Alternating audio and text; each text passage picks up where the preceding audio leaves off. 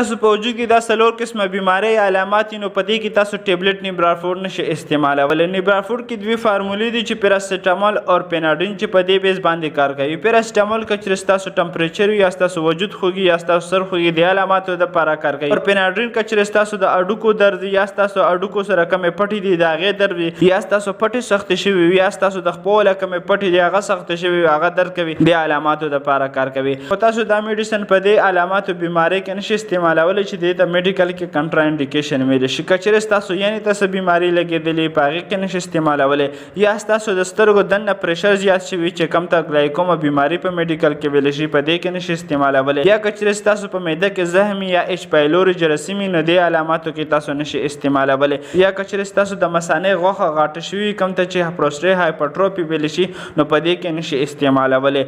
د دې سایډ افیکټ نقصانات دا دي خو سایډ افیکټ او نقصانات هله راولي چې کله دا میډیسن تاسو ډېر زیات یوز کې خوله ورسره اوچیږي په سر باندې چکر راولي زړه ورسره کچکېږي او د سترګو په نظر کې لږ دندلاپن شان راولي او ورسره د زړه رفتار تیزیږي خو چې کله تاسو دا ډېر زیات استعمال کې. که چېرې تاسو په ذهن کې هر قسم میډیسن وي دغه شان موږ ته کمنټو کې موږ به تاسو دغه شان انفارمیشن راوړو. او که چېرې دا ویډیو انفارمیټ خپل فرینډ سره شیر کړئ دغه شان میډیکل انفارمیشن دپاره ډېر مستقیم در سره فالو. شکریه. الله حافظ.